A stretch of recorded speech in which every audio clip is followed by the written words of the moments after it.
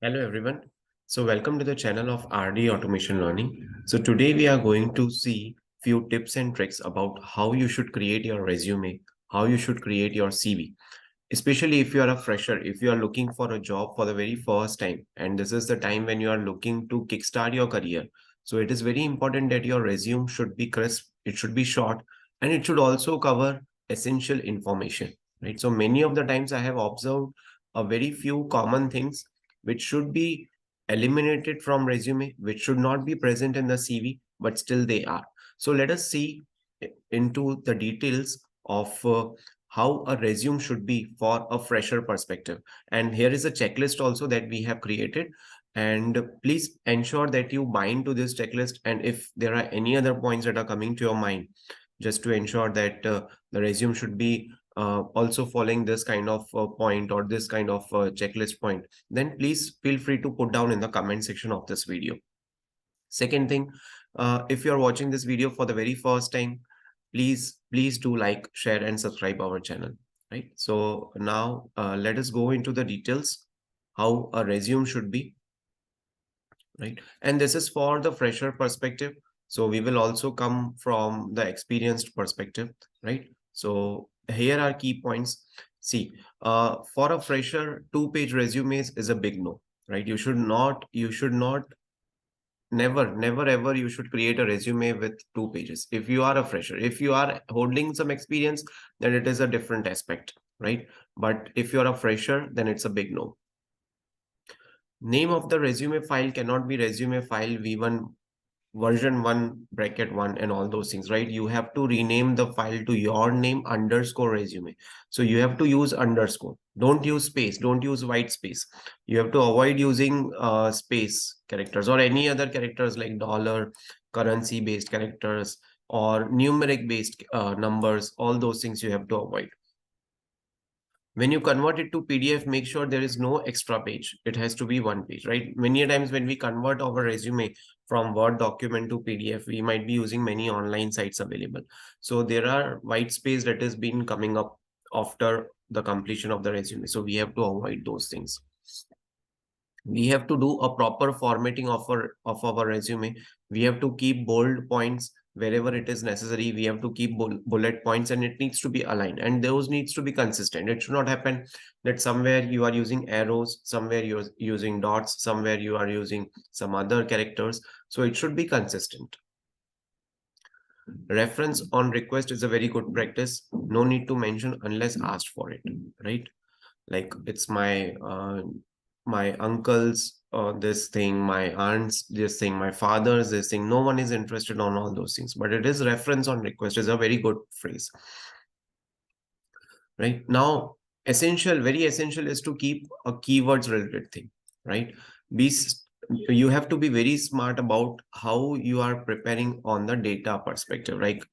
So what is the impact that you will be making if you get hired? What is the impact that you will be making if so that you should get selected? So these things are very important, right?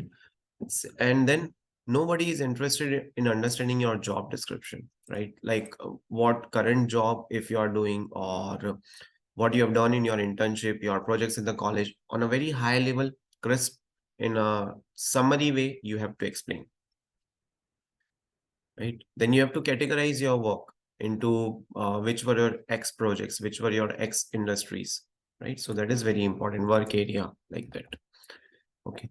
And one more important thing is the order should be chronological. So recent achievements should be first, and then you have to move to school. It should not happen like you did your primary, you did your secondary, then you did your college, and then you are doing your internship. So it should be going in the chronological order. So that order you have to maintain. The things that you have been doing very recently are very important, right?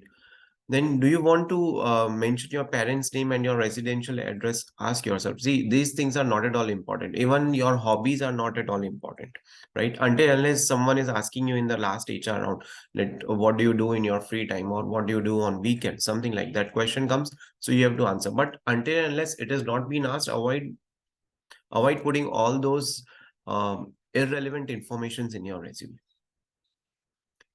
Okay. then you have to put your resume on LinkedIn as well, right? And you can edit the LinkedIn URL to shorten it. You can also Google this kind of process. You will get a process how to hyperlink it. The minimum font size should be 10, right? Choose a professional font like Calibri is not a good choice, but any other professional font is good. Copy pasting objective from Google, it won't earn you any brownie points. So you have to actually make your resume, make your self resume such that if anyone is asking you questions from the resume, you don't have to recall, oh, why did I mention this point? Why did I wrote this point over here, right? So it should be something that should come from within of yourself, right? It should come from within. If anything comes up, yes, okay, here is the answer. And it should be transparent. It should be so transparent that the person who is interviewing you should be able to understand that, okay, no, this person is a very genuine person. She is a very genuine, and whatever he or she is telling is okay. He should be able to believe it. Okay, resume in vertical format is only preferable if you have less information to add, right? And okay, now technical skills. Okay, this is again a very key aspect, right? And you have to see if you have too many technical skills, then you have to list out. If you have some technical skills, then manage accordingly, right? It should not happen like you mention very less and then question comes to you, oh, you don't have those technical skills, right? As of today, I don't think technical skills is holding that much importance. So let me come to the very this point. See, I'm not telling that if you mention Selenium, so people will avoid you or people will ignore you. But then you should put those skills in the technical section only when you are very thorough with it, only when you are very confident with it. It should not happen like you put Selenium, you put manual testing, you put software testing, you put some tools and technologies like Jira, Postman, JMeter. I have seen those resumes of the freshers with JMeter kind of experience. And then if any questions has been asked, so it's totally blank out.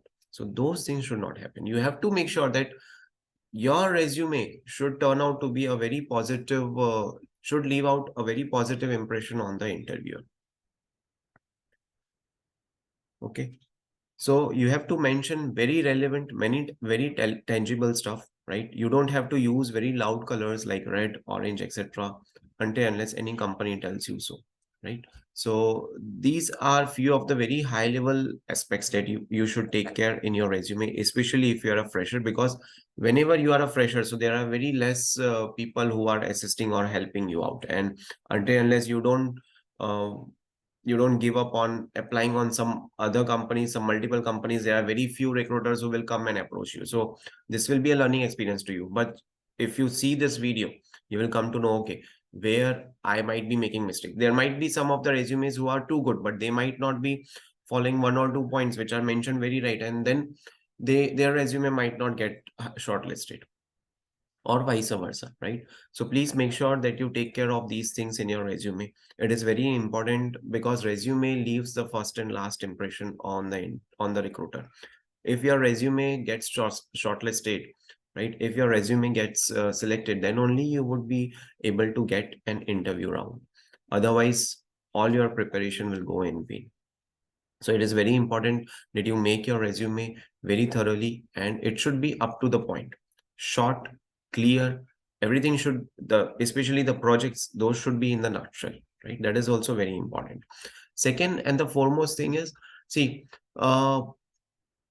whenever you receive some job description, then you have to analyze that job description. What are they looking for? What are the kind of skills they are looking for? So accordingly, you should update your resume. It might happen that someone is looking for just manual testing. So if you mention Selenium, it is good to have, it is nice to have, but it is not mandatory. But at the same time, if you get some question on Selenium, then are you ready for that? So you have to think from both the directions. So this is what we have covered in this resume, right? A few key points, a kind of a checklist that we had created. So hope this video will be helpful to you. And if this is helpful, so please like this video and share it in your network, right? And thank you so much for watching this video. Stay tuned for more updates.